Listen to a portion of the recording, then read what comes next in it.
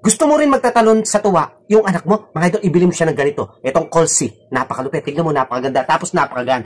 Sigurado, mapapatalon sa tuwa, yung anak mo, pag binili mo siyang ganito.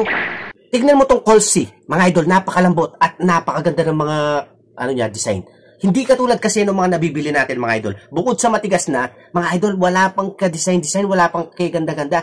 Kaya yung mga anak natin is mabilis magsawa. Hindi katulad nito, mga idol. Pag ito yung binili mo, mapapatalon sa tuwa yung anak mo. Alam mo bakit, mga idol? Tignan mo. Oh, ang lambot. Ang problema nga lang dito, mga idol, pag sinuot niya to, hindi na niya aalisin. Alam mo mga idol, bakit? Kasi bukod sa malambot na, napakaganda pa. Pwede siya pang alis, pwede pang bahay. Pero syempre, halos pag maganda, pang alis. Yes, napakaganda at napakamura lang nito, mga idol. Sasabihin ko mamaya kung magkano to. Mga idol, tingnan mo muna yung niya. Tapos, ito, size 26, 27 to. Tapos, ang lambot, rubber siya, no? Napakaganda niya, mga idol. Tapos, yung dito, hindi siya madudulas dahil mga idol, tingnan mo naman, yung pagkagaspang niya. Yes, yung Colsey, napakalupit niya at napakaganda.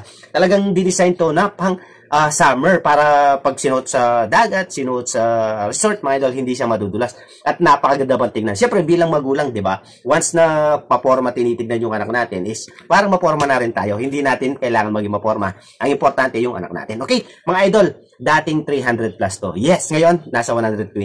Yes, nasa 120. Kaya ngayon pa lang, mga idol, habang naka-promo tayo, habang naka-sale siya, i-click mo na yung yellow basket, mag-check out ka na. Huwag mo nang hintayin pang bumalik sa dati niyang presyo. Mga idol, tignan mo naman, oh, napakaganda niya, mga idol. Napakalupit. Ganito yung makukuha mo once na nag-check out ka. Okay, mga idol, click yellow basket, then check out. Okay?